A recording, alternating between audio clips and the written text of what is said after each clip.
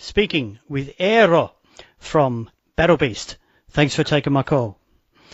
My pleasure. Take us back to the early days. Started in Finland about 2005. Am I correct?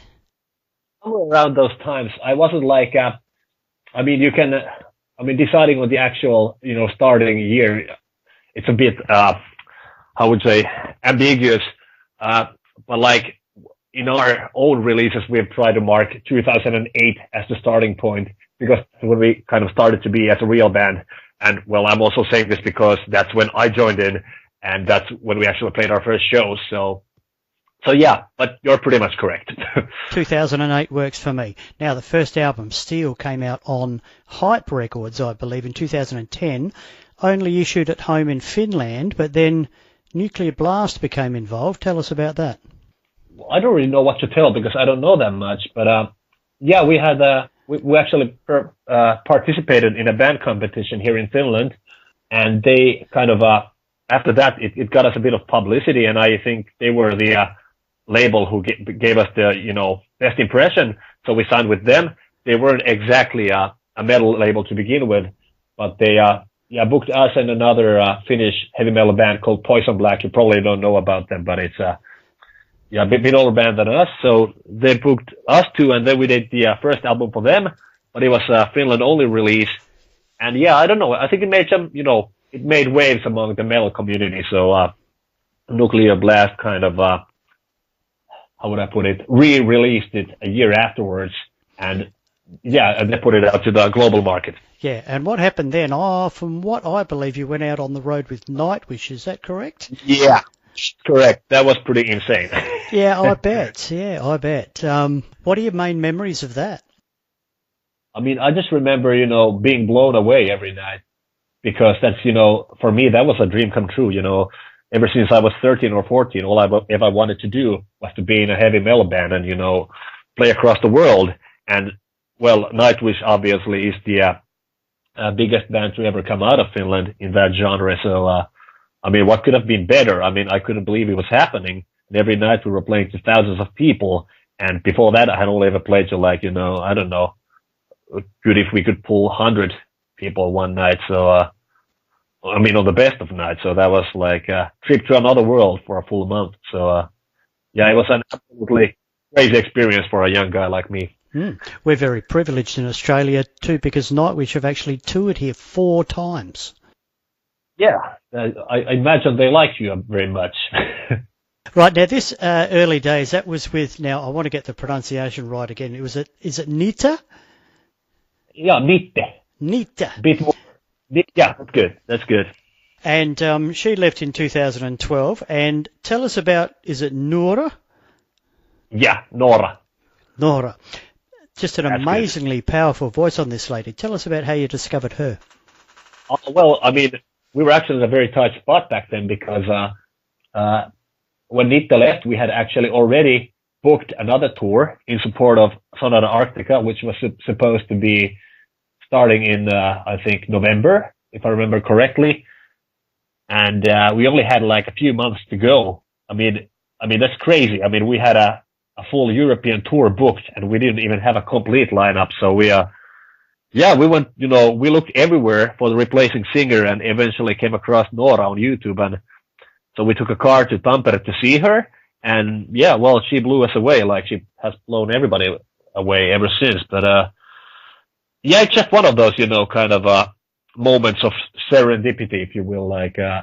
That's a good word. Yeah, I learned it somewhere, and I'm using it everywhere to describe this. But nowadays it just feels like it's just something that had to happen. The stars were aligned and whatnot. That's how I feel about it. It was kind of supernatural discovering Nora. Now, you've since been out on tour. You mentioned Sonata Arctica, then later Powerwolf, Udo, Sabaton, all the big tours. What's been your favourite one so far? That's an impossible question. It feels like nowadays my whole life is one touring memory. So, we have been very, very fortunate because, all the bands we've ever toured with have been super nice, no that kind of a rock star diva attitude at all. Everybody's always been super welcoming to us ever since we were just, a small band who could pull no crowd at ourselves. So, that's something I'm very grateful with. I mean, having those, good experiences with more established bands. Every tour is special. Every tour is somehow different, and you always get that. Every tour has a different mood, if I would say. And does that answer your question even remotely? I don't know. It's a good answer nonetheless. Okay. How difficult was the departure of Anton? Did it come as a shock? No. Things weren't working out, so it just had to happen. So, but of course, every lineup change is painful. I'm not claiming otherwise, and it's always a shock to the band. It's always a shock for the fans. So, it was a big change. So was the party with Nitta. So, it's always a crisis. You can't get around it. But I'm again very happy of how things turned out afterwards, and we have become a bigger band since, and developed a great working attitude among ourselves. So from where I am now, it's just kind of hard to look into the past and remember things correctly. It all kind of blends together as Let's not look into the past. Let's look into the future. You've got No More Hollywood Endings coming out on March 22, according to my notes here. Tell us about this album. Well, what would you like to know? Who's writing all this catchy music? Well, we actually, we all write, but the biggest creative input is from the brothers, Janne and Joona, who are the lead guitarist and keyboard player. But we all write stuff, and then we just, put the songs together, and then we discuss on the fact like which songs should end up on the album. But I think it's funny in a way because we all have our different musical, inspirations and influences. But still somehow we have something together. Some common things. And I can't quite say what they are, but for some reason, all of our songs still become Battle Beast songs in the end. And that's it's a kind of a funny, magical process of stuff happening. But also, of course, like you said, catchy. That's the thing we like to keep in all our songs to make them kind of approachable to the crowd. It is a ridiculously catchy album. I listen to it and turn it off, do something else, and I've just got those songs in my head. It's just... Do you manage to write on the road, or are you the type of band that has to sort of lock themselves away? We need to lock ourselves away. Of course, when you're touring, you can have moments of inspiration, like you can come up with a riff or a vocal line. But to actually make a ready song, it's mostly about sitting down and putting things together and trying to write. So yeah, we have a band who needs time off the road. And actually, another to mention, it was kind of ever since we put out the last album, Bringer of Pain, back in early 2017, all we've pretty much done is toured. So whenever we have time off, we try to sit down and write stuff.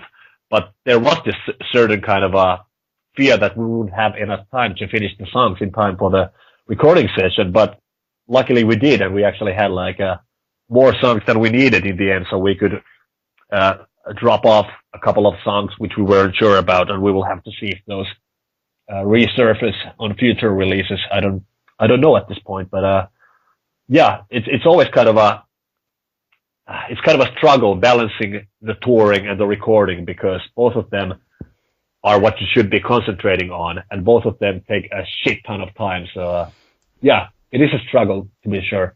What's the recording formula that works for Battle Beast? Are we going into a studio? Where was it recorded? Was it out in the middle of nowhere?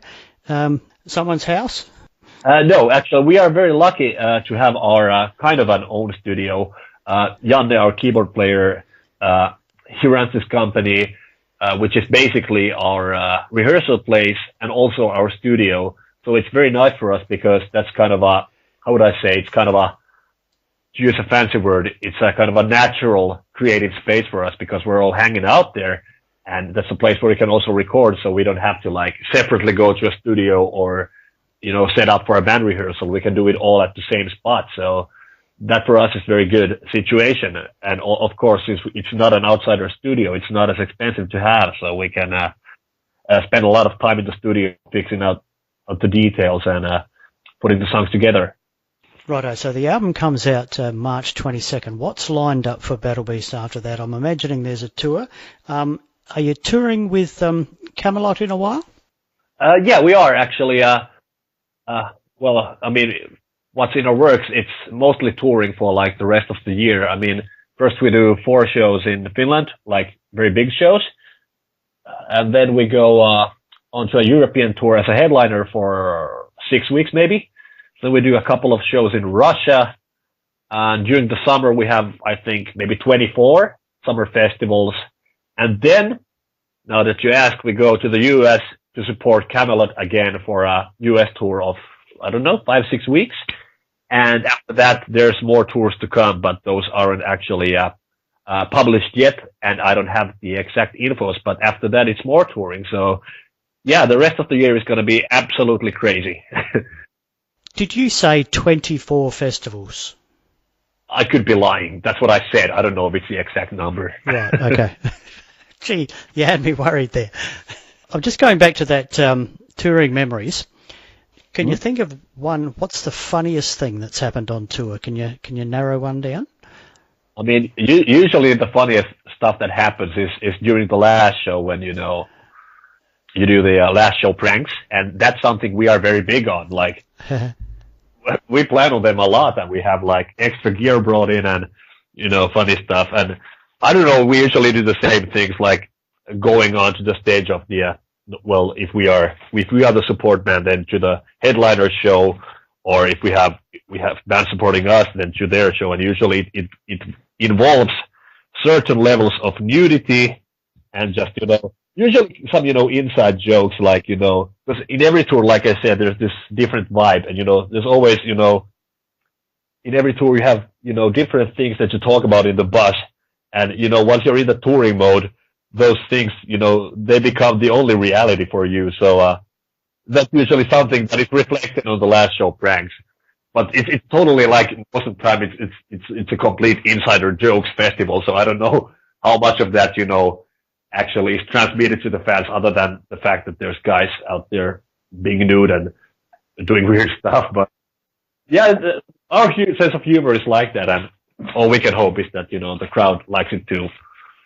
All right, Eero from Battle Beast, thanks for taking my call. You've got the new album, No More Hollywood Endings, coming out on March 22nd, I believe, on Nuclear Blast.